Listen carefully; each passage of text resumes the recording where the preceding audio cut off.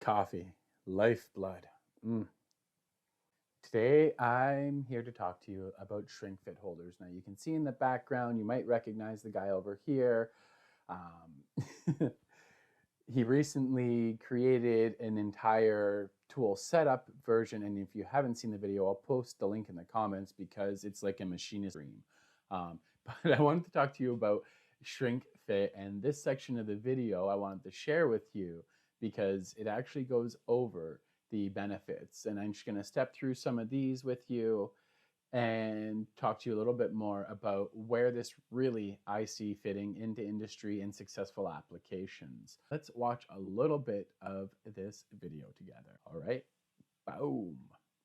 Probably a lot of people just don't know what shrink fit. Shrink fit is basically the diameter of this bore is smaller than the diameter of this tool. So I can't put this in here. This is a lot like putting a bearing in a wheel. Might have to heat one up so I can get it together. This works very similar. This machine is very simple to operate. This is called the power shrink holder. It's a heavy wall thickness. Shrink fit is very up and coming in the multi. So he's talking about the thickness of the wall there. Something to keep in mind as you're looking at your tooling options is there's going to be different wall thicknesses, and the different wall thicknesses actually affect how well your shrink fit tool holder can hold on to the actual tool that you're putting in there. The Axis world, it's all about the rigidity of your setup, and an often overlooked part is the rigidity of the tool holder. Now, rigidity is huge in machining, right? Unless it's your first time on a machine, you're quite aware of vibration and resonance and all of these things that come up. He's got a great point there. The less moving parts that you have and the better the concentricity of your tool, the easier material removal and the shorter your cycle times are going to be. One of the other reasons I see a lot of people in the 5-axis world adopting this style of holder because of the clearance angles. Now this, like I said, he's got a thicker one, but there's other options where these tools have a very narrow nose. So when you're looking at a 5th axis part as it rotates and the clearance coming in along those faces, how close you can actually get that holder and still cut with the tip of your tool determines how far you can actually reach and the rigidity there. You're able to keep a shorter overall tool. When you start hanging out very long carbide, you've got to make accommodations in your speed and your feed, which can compromise your cycle times. I'm going to pop this in the machine. This tool has a data matrix code on it, so I can just scan my tool. Yeah. So if you haven't had the opportunity to work with a shrink fit machine, they're not all created equal. The one you're seeing here from Haimer is special in its own way between the pods and the cooling ring he's about to show you, the QR code scanner. The QR code scanner is actually loading in data that tells the heat shrink machine how hot to be for how long and all of these different variables, and it knows that because it reads the data, it tells it the wall thickness, the diameter of the tool, everything else by simply scanning that. There's other systems out there that may have a lower entry point for cost. However, they won't have all the niceties and they add more labor and time to the work you need to do to make shrink fit work. We're going to lower this underneath my induction coil. We're going to bring this down. Let's just hit the button here. 700 degrees Fahrenheit. 700, right. Yeah. And it's just in seconds. Right. I'm going to put this in. Now, you'll notice there, right in here, right, he had those little spirals. So right in here, you'll notice he had those little spirals. Those spirals are part of the Haimer locking mechanism that prevent the rotation of the tool to cause slippage. So as the tool is rotating, it's actually pulling it tight against the bottom stop.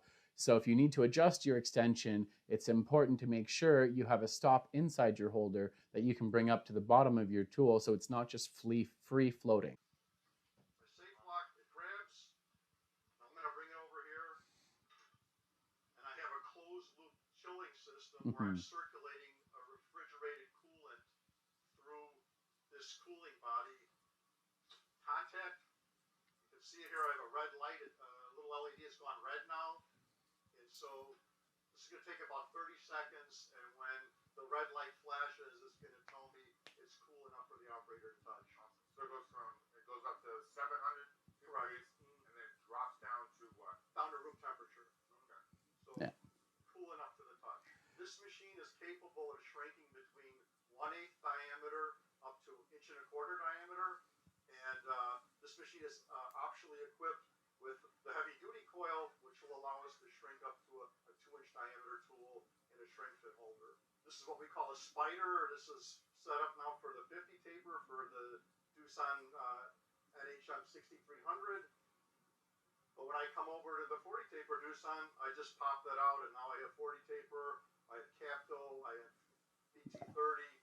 Very simple, in, out, ready to go. Yeah, there's so many benefits. The Haimer system is cream of the crop. This is the top level system you can invest. When it comes to shrink fit, the quality of the holders from Haimer, the quality of the machines, the ingenuity, the engineering they put behind it, all geared toward getting the perfectly run tool. This video then goes on to balancing and everything else that entails. Shrink fit has been widely adopted in local industries. Some of the industries you see adopting it more are aerospace, dye and mold, anywhere where you've got a longer reach. Some might argue it's always critical.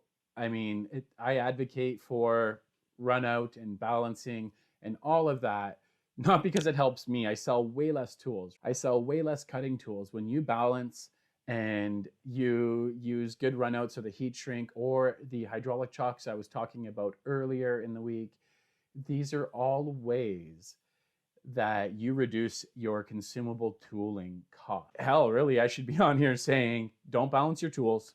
Don't use a good holder. You know what? Keep everything in ER, call it over clamp. Don't use a torque wrench, because all of those are going to result in very poor tool holding conditions. The worse your tool holding is, the more consumable tools you have to buy.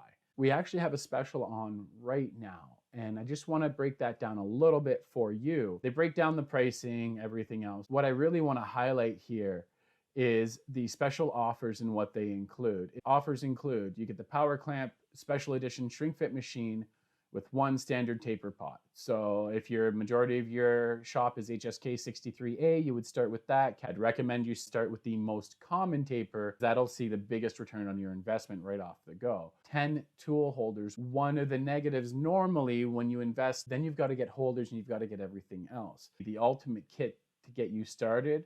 You might be saying, yeah, Arthur, it's only 10 holders. Those 10 holders, that could be 10 holders across multiple Cat 4D machines or whatever taper you go with. That would allow you to choose which tools, like your finishing tools you want very low run out with, to start with first on this machine. Once you adopt this technology into your shop, quick to see the return on investment, the reduction in the cutting tools that you're using, the improved cycle times, the improved part finishes. You can speed up your cycle time and improve your part finish at the same time thanks to the tight runout tolerances on these holders. I really appreciate you taking time to learn a little bit more about Shrink Fit with me today. I hope you walk away with at least one piece of information perhaps you were not aware of. I'll have a link to that video in the comments below.